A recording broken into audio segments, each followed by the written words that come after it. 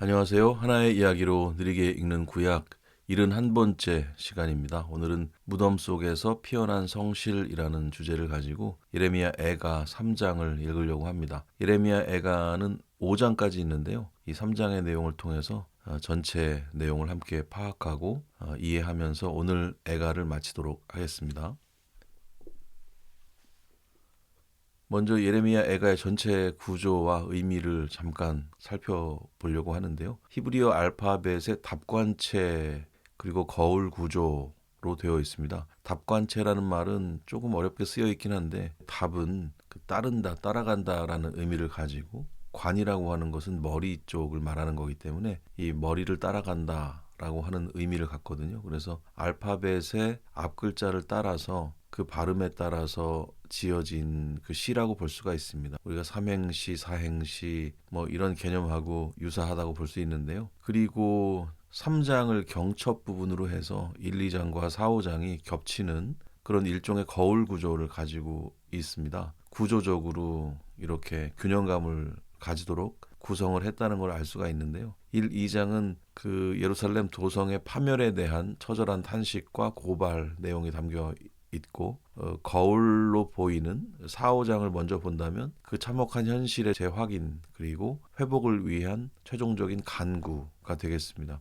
이렇게 1, 2장과 4, 5장이 마주보는 그런 느낌이 있는데요. 정점이라고 할 수 있는 3장 내용을 보면 절망의 시면에서 그러니까 깊은 곳에서 발견하게 되는 그 하나님의 성실하심과 소망을 노래하는 그런 내용이 되겠습니다. 그러니까 현실 인식과 간구의 사이에 놓여진 소망의 시편이다 이렇게 말할 수 있을 것 같습니다. 각 장의 내용을 간략하게 한번 살펴보는 게 의미 있겠죠.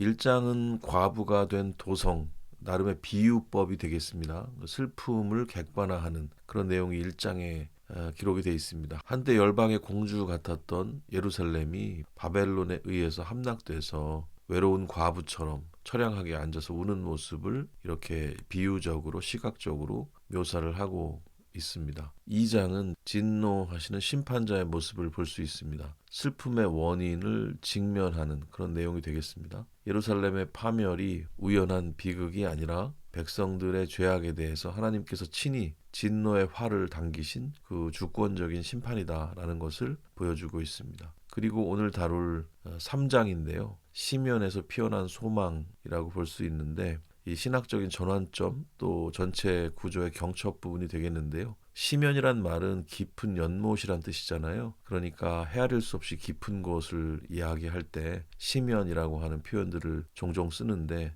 그 깊은 곳에서 정말 끝을 알 수 없는 그 절망 속에서 피어난 그 소망의 이야기라는 의미에서 이 3장이 이 애가 안에서 중요한 위치를 차지하고 있습니다. 이 3장에서 선지자는 개인과 공동체의 고통을 온몸으로 짊어지고 죽음의 자리에 내려갑니다. 그러나 그 절망의 밑바닥에서 아침마다 새로 오신 그 하나님의 인자와 긍휼, 그 언약적인 성실하심을 기억해내면서 소망을 노래하는 그런 반전의 이미지를 볼 수가 있게 됩니다. 그리고 4장은 빛을 잃은 순금의 의미를 보여주고 있는데요. 순금같이 순전했던 지도자들의 타락상을 고발하고 있습니다. 종교 지도자들의 부패가 이 파멸의 원인이었다는 것을 아주 명시하고 있는 부분이라고 볼 수 있습니다. 그리고 마지막 5장은 우리를 돌이키소서라는 기도의 소리를 들을 수 있는 그런 부분이 되겠습니다. 이 5장만 답관체로 쓰여져 있질 않습니다. 이 알파벳 순서의 틀을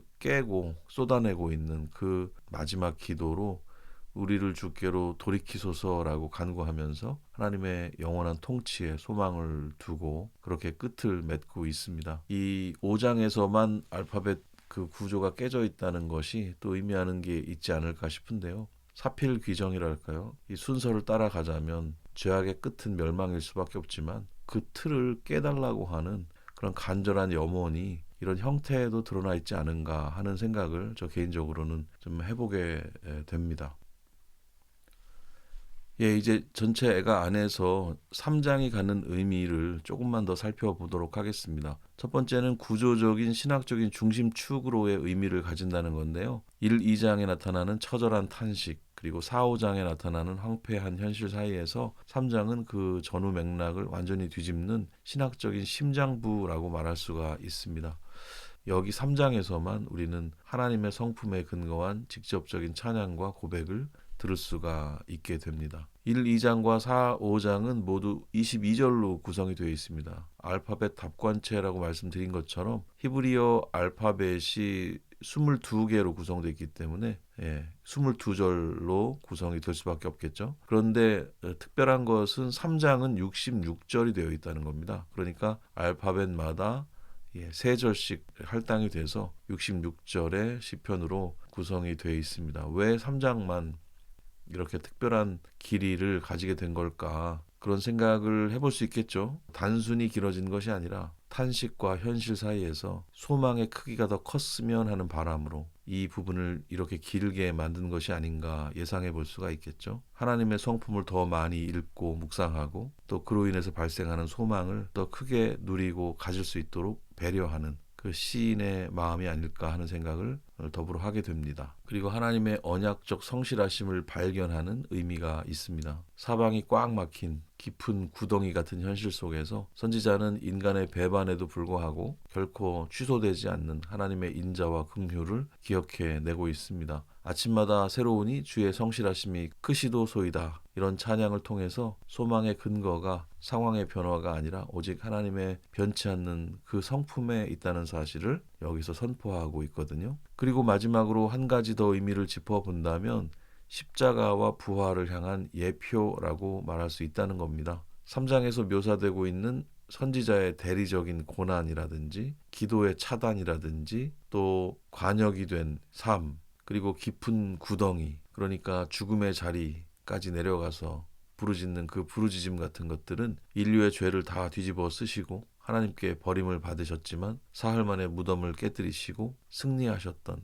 예수 그리스도의 낮아짐과 또 높여짐을 미리 보여주는 표지 역할을 한다. 이걸 예표라고 하죠. 이런 예수 그리스도의 낮아짐과 높여짐에 대해서 비하와 승귀라는 표현을 흔히 쓰기도 하는데요. 낮아짐과 높여짐이라고 하는 그 의미로 잘 새기실 수 있기를 바랍니다. 사방이 온통 암흑으로 가득 차서 한 치 앞도 분간할 수 없을 때 우리는 두려움과 또 깊은 절망을 느끼게 되죠. 그때는 화려한 서치라이트 같은 게 아니고 그냥 내 손 안에 들려진 작은 성냥, 그 성냥불 한 개비가 살아갈 소망이 되고 이유가 될 수가 있습니다. 예레미야 애가 3장이 바로 그런 말씀이라고 볼 수가 있어요. 앞서 1장과 2장에서 예루살렘 성벽이 무너지고 성전이 불타버린 그 참혹한 현실을 보면서 백성들은 영적인 공황 상태에 빠졌습니다. 하나님이 우리를 버리셨다는 그 절망의 암흑이 온 나라를 다 덮었기 때문이에요. 그런데 바로 오늘 우리가 읽게 될 3장에서 선지자는 그 칠흑 같은 어둠의 한복판을 뚫고 들어가서 하나님의 변함없는 신실하심이라고 하는 작은 성냥불을 켜듭니다. 상황은 여전히 절망적이지만 하나님의 본심을 기억해내는 순간 그 자리는 무덤이 아니라 부활의 소망이 시작되는 자리가 되는 것이죠. 오늘 이 3장의 내용 안에서 죽음을 넘어서 부활의 생명을 준비하시는 그 하나님의 마음을 함께 느껴보는 그런 시간이 됐으면 좋겠습니다. 예레미야 애가는 약어로 애라고 쓰죠. 3장 1절에서 5절까지 본문을 읽으면서 시작하겠습니다. 여호와의 분노의 매로 말미암아 고난당한 자는 나로다. 나를 이끌어 어둠 안에서 걸어가게 하시고 빛 안에서 걸어가지 못하게 하셨으며 종일토록 손을 들어 자주자주 나를 치시는도다. 나의 살과 가죽을 쇠하게 하시며 나의 뼈들을 꺾으셨고 고통과 수고를 쌓아 나를 애우셨으며. 선지자는 자신을 여호와의 분노의 매로 인해서 고통당한 자로 소개를 합니다. 그러면서 노래를 시작하는데요. 하나님께서 자신을 이끌어서 빛이 없는 어둠 속을 걷게 하셨고 종일토록 손을 들어서 자신을 거듭 치신다고 절규하고 있어요. 4절과 5절을 보면 살과 가죽을 쇠하게 하시고 뼈를 꺾으셨고 고통과 수고를 쌓아서 자신을 애워싸셨다고 탄식을 하고 있습니다. 여기서 선지자가 겪는 고통은 개인의 슬픔을 넘어서 하나님의 심판 아래 놓여 있는 이스라엘 전체의 죄악을 온몸으로 짊어지고 가시는 그 대리적 고난의 성격을 띠고 있습니다. 이 외롭고 처절한 자리는 먼 훗날 인류의 모든 죄를 짊어지시고 하나님께 버림받으셨던 예수 그리스도의 십자가 고난을 미리 보여주고 있다. 이렇게 얘기할 수 있습니다. 이런 것들을 예표한다라고 이야기하는데요. 구약의 많은 일화들이 메시아를 예표하는 그런 기능을 가지고 있죠. 오늘 애가의 첫 번째 단락도 그런 의미로 연결해 볼 수가 있습니다. 6절에서 10절 말씀입니다. 나를 어둠 속에 살게 하시기를 죽은 지 오랜 자 같게 하셨도다. 나를 둘러싸서 나가지 못하게 하시고 내 사슬을 무겁게 하셨으며 내가 부르짖어 도움을 구하나 내 기도를 물리치시며 다듬은 돌을 쌓아 내 길들을 막으사 내 길들을 굽게 하셨도다. 그는 내게 대하여 엎드려 기다리는 곰과 은밀한 곳에 있는 사자 같으사.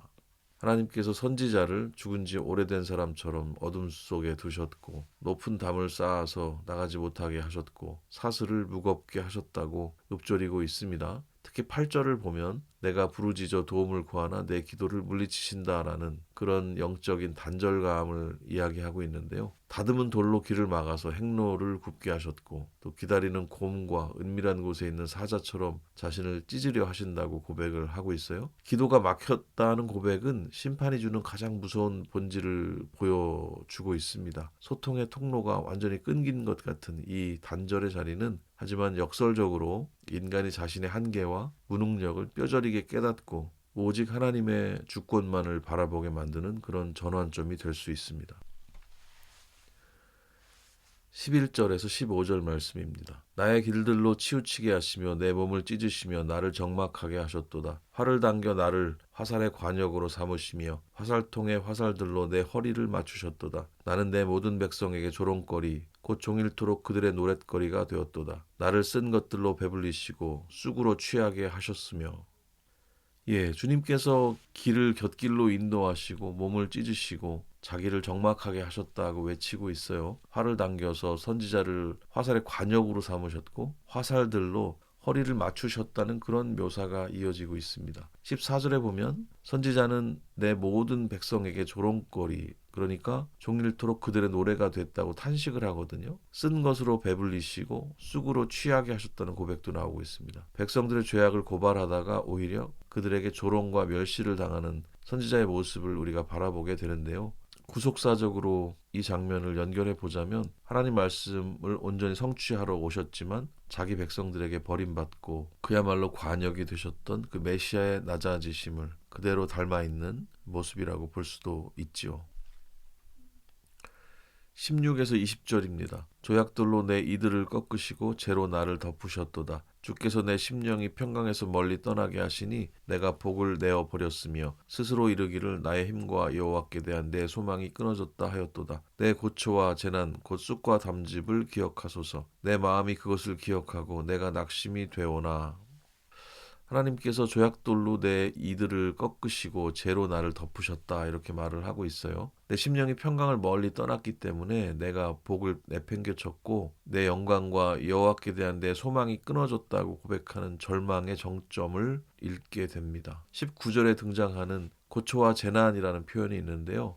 이 표현은 단순히 환경적인 어려움을 넘어서 영혼이 처절히 짓밟히는 그런 비참함을 뜻한다고 말할 수 있어요. 내 마음이 이것을 끊임없이 기억하고 낙심이 된다는 이 말은 인간의 기억이 고통을 증폭시키는 장치가 될 수 있다는 말이기도 합니다. 인간 스스로는 이 기억의 사슬 또 절망의 구렁텅이에서 결코 벗어날 수 없다는 것을 정직하게 시인하는 그런 대목이라고 볼 수 있겠습니다. 21절에서 25절 말씀입니다. 이것을 내가 내 마음에 담아 두었더니 이것이 오히려 나의 소망이 되었사옴은 여호와의 인자와 긍휼이 무궁하심으로 우리가 진멸되지 아니함이니이다. 이것들이 아침마다 새로우니 주의 성실하심이 크시도소이다. 내 심령에 이르기를 여호와는 나의 기업이시니 그러므로 내가 그를 바라리라 하도다. 기다리는 자들에게나 구하는 영혼들에게 여호와는 선하시도다. 예, 예레미야 애가 전체를 관통하는 대반전의 단락이라고 볼 수 있겠는데요. 선지자는 마음에 담아두었던 한 가지 사실을 다시 기억해내면서 소망을 가지고 있습니다. 여호와의 인자와 긍휼이 무궁하심으로 우리가 진멸되지 않았다는 사실이에요. 23절에 보면 이것들이 아침마다 새로우니 주의 성실하심이 크시도소이다라는 너무나 알려진 찬양이 여기서 터져 나오고 있습니다. 성실이란 단어 에무나라고 적혀 있는데 어떤 상황에서도 변치 않는 하나님의 절대적인 신실하심을 의미하거든요. 내 심령에 이르기를 여호와는 나의 기업이시니 내가 그를 바라리라 이렇게 노래하고 있어요. 상황은 바뀐 게 없지만 하나님의 언약적 성품에 눈을 뜨는 순간 절망의 한복판은 소망의 자리로 새롭게 창조가 된다는 사실 여기서 우리가 다시 한번 보게 됩니다.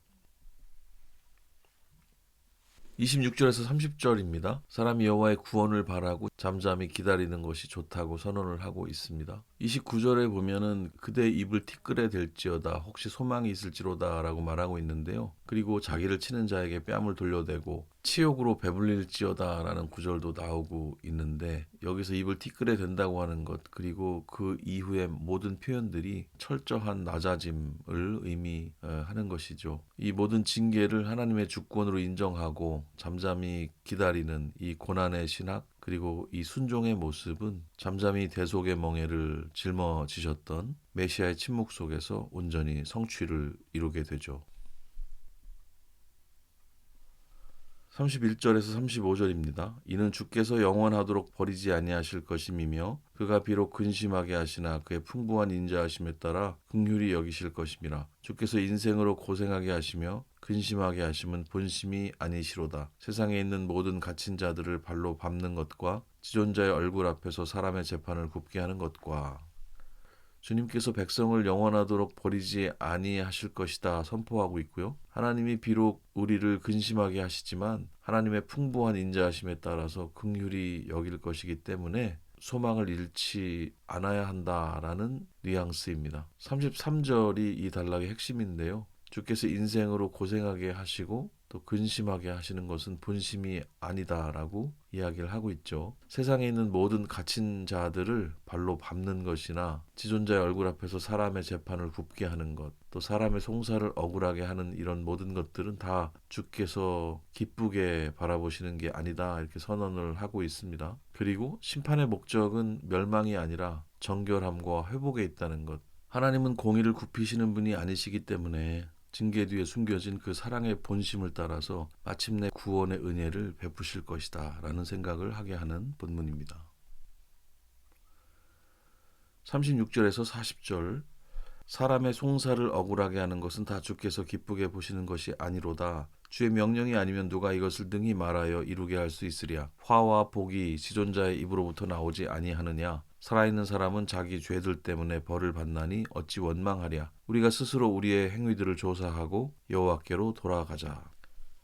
화와 복이 지존자의 입으로부터 나오지 아니하느냐 하면서 하나님의 절대적인 주권을 강조하고 있죠.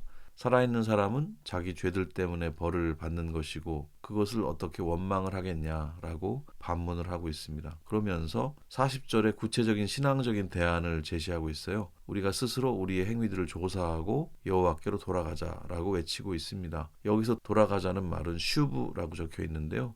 예전에 한번 봤던 단어이긴 합니다. 단순한 감정적인 후회를 넘어서 삶의 방향 전체를 하나님께로 돌이키는 그런 진정한 회개를 의미하는 단어예요. 환경을 원망하던 그 자리를 떠나서 자신의 죄를 정직하게 직면하고 주님의 주권을 인정할 때 비로소 회복의 문이 열리게 된다. 이런 사실을 알게 하는 본문이 되겠습니다.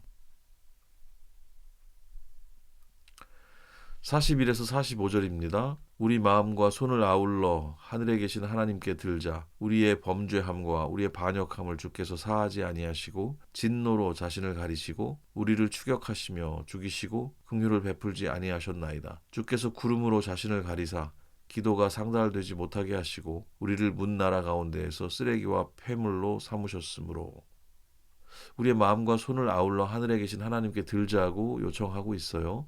우리의 범죄함과 우리의 반역함을 주께서 사하지 아니하시고 진노로 우리를 추격하시고 살육하셨다고 탄식을 하고 있습니다. 44절을 보면 주께서 구름으로 자기를 가리사 기도가 상달되지 못하게 하셨다. 이런 표현이 나와요. 그리고 우리를 문나라 가운데에서 쓰레기로 만드셨다고 고백을 하고 있습니다. 백성들이 눈물을 흘리면서 손을 들고 있지만 여전히 심판의 구름은 거치지 않은 그런 상태로 보여요. 죄에 대해서 단호하신 그 하나님의 진노는 인간의 어떤 피상적인 종교 행위로 쉽게 거두어지지 않는다는 사실을 보여줍니다. 이 언약적 질서에 대한 또 죄의 결과에 대한 이 엄중한 상황들을 이 본문을 통해서 절감하게 됩니다. 46절에서 51절 말씀입니다. 우리의 모든 원수들이 우리를 향하여 그들의 입을 크게 벌렸나이다. 두려움과 함정과 파멸과 멸망이 우리에게 임하였도다. 딸 내 백성의 파멸로 말미암아 내 눈에는 눈물이 시내처럼 흐르도다. 내 눈에 흐르는 눈물이 그치지 아니하고 쉬지 아니하며 여호와께서 하늘에서 살피시고 돌아보실 때까지니라. 나의 성읍의 모든 여자들을 내 눈으로 보니 내 심령이 상하는도다. 우리의 모든 원수들이 우리를 향해서 그들의 입을 크게 벌렸다고 탄식을 하고 있어요. 두려움과 함정과 파멸과 멸망이 우리에게 임했다고 고발하고 있습니다. 내 백성의 멸망으로 말미암아서 선지자의 눈에는 눈물이 시내처럼 흐릅니다. 이 눈물은 멈추지 않고 또 쉬지 않는데 50절에 여호와께서 하늘에서 살피시고 돌아보실 때까지라고 기한을 정하고 있어요. 내 성읍의 모든 여자들이 보고 내 눈이 내 심령을 상하게 한다고 고백을 합니다. 여기서 선지자의 멈추지 않는 눈물, 이것은 백성들의 고통과 자기를 동일시하는 그 중보자의 눈물이라고 볼 수 있어요. 동일시라고 하는 것이 참 중요합니다. 중보자의 모습이 너무 의미 있어 보이거든요. 하나님께서 우리를 왕 같은 제사장으로 부르셨다는 것은 고통받는 백성들, 이웃들을 향해서 우리가 이 동일시하는 중보자의 눈을 가져야 함을 가리킨다고 이해할 수도 있겠어요. 52절에서 56절 말씀 읽겠습니다. 나의 원수들이 이유 없이 나를 새처럼 사냥하는도다. 그들이 내 생명을 끊으려고 나를 구덩이에 넣고 그 위에 돌을 던지며 물이 내 머리 위로 넘치니 내가 스스로 이르기를 이제는 멸절되었다 하도다. 여호와여, 내가 심히 깊은 구덩이에서 주의 이름을 불렀나이다. 주께서 이미 나의 음성을 들으셨사오니 이제 나의 탄식과 부르짖음에 주의 귀를 가리지 마옵소서. 나의 원수들이 이유 없이 나를 새처럼 사냥한다고 고백을 하고 있죠. 그 사람들이 내 생명을 끊으려고 나를 구덩이에 넣고 그 위에 돌을 던졌고 물이 내 머리에 넘쳐서 내가 스스로 이르기를 이제는 멸절되었다고 탄식을 합니다. 사방이 가로막힌 지하 감옥, 또 구덩이 같은 절망의 밑바닥에 이르게 된 거죠. 바로 그 깊은 구덩이에서 선지자는 여호와의 이름을 부릅니다. 56절에 보면 주께서 이미 나의 음성을 들으셨사오니 이제 나의 탄식과 부르짖음에 주의 길을 가리지 마옵소서, 이렇게 간구하고 있죠. 이 깊은 구덩이는 인간이 내려갈 수 있는 가장 낮은 죽음의 자리이고 결국은 사망의 권세를 깨뜨리고 무덤에서 일어나실 그리스도의 낮아짐과 높여짐, 그것을 예표적으로 보여주는 그런 상태라고 볼 수가 있겠습니다. 57절에서 60절 말씀 읽겠습니다. 내가 주께 아뢰는 날에 주께서 내게 가까이 하여 이르시되 두려워하지 말라 하셨나이다. 주여, 주께서 내 심령의 원통함을 풀어주셨고 내 생명을 속량하셨나이다. 여호와여, 나의 억울함을 보셨사오니 나를 위하여 원통함을 풀어주옵소서. 그들이 내게 보복하며 나를 모해함을 주께서 다 보셨나이다. 57절을 보면 하나님은 멀리 계신 분이 아니라 고난의 현장에 친히 찾아오는 분이시라는 것을 알 수 있습니다. 시인은 주님께서 자기 심령의 억울함을 풀어주셨고 자기 생명을 속량하셨다고 고백을 하고 있습니다. 59절에 보면 억울함을 보셨으니 원통함을 풀어주세요 라고 기도하는 모습을 보게 되는데, 하나님께서 이미 이 상황들을 다 알고 있기 때문에 그 진실을 알고 계신 하나님께 이렇게 호소를 하고 있는 것으로 보이죠. 하나님께 호소하고 있는 이 억울한 시인의 모습을 통해서 우리는, 인간은 스스로를 구출하는 게 아니고 고난받는 자의 곁에 다가오셔서 이 억울함을 풀어주시는 하나님의 대속적인 신원 사역을 통해서 완성이 된다는 것을 알게 됩니다. 억울함을 풀어주신다는 표현을 신원이라고 하는데요. 이 하나님의 대속적인 신원 사역을 통해서 완성이 되는 것이다, 이런 내용을 확인하게 됩니다.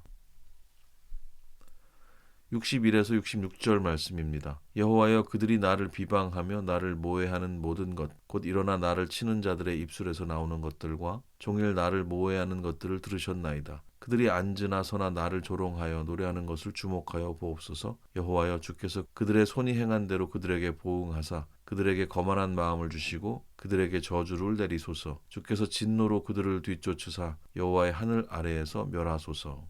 하나님께 시인은 원수들의 행위를 보아달라고 요청을 하고 있어요. 그리고 그들에게 저주를 내려달라고 그렇게 또 기도하고 있습니다. 공의의 심판을 구하는 기도라고 볼 수 있겠죠. 진노하심으로 그들을 추격하시고 여호와의 하늘 아래에서 멸해달라고 하는 그런 비장한 기도를 드리면서 이 3장을 마무리하고 있습니다. 이 저주와 심판의 간구는 개인적인 복수심이라고 보기는 어렵고요. 하나님의 공의로운 통치가 온 땅에 실현되기를 바라는 정당한 신학적 요청이다, 이렇게 정리해 볼 수도 있을 것 같은데요.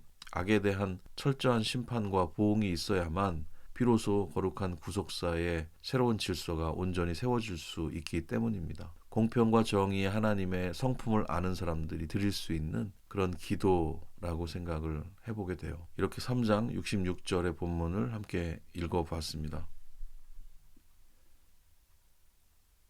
이제 퀴즈를 통해서 오늘 본문의 내용을 확인해 보는 시간 잠시 갖도록 하겠습니다. 첫 번째 문제 풀어보겠습니다. 애가 3장 21, 23절에서 선지자가 절망 속에서도 찬양할 수 있었던 근거와 성실의 의미는 무엇인가요? 1번, 바벨론 제국이 조만간 군사적으로 멸망할 징조를 보았기 때문이다. 2번, 변치 않는 하나님의 인자와 긍휼을 기억해냈기 때문이며 성실은 언약을 지키시는 하나님의 신실하심을 뜻한다. 3번, 예루살렘 성전 외벽이 일부 남아있어 제사를 재개할 희망을 보았기 때문이다. 4번, 주변 이방 나라들이 유다를 구출하기 위해 연합군을 결성했다는 소식을 들었기 때문이다. 정답은 몇 번이겠습니까? 2번이 정답이 되겠죠. 하나님의 인자와 긍휼을 기억해낸다는 것, 그리고 성실을 우리가 이해한다는 것, 안다는 것, 이게 참 중요한 것 같아요.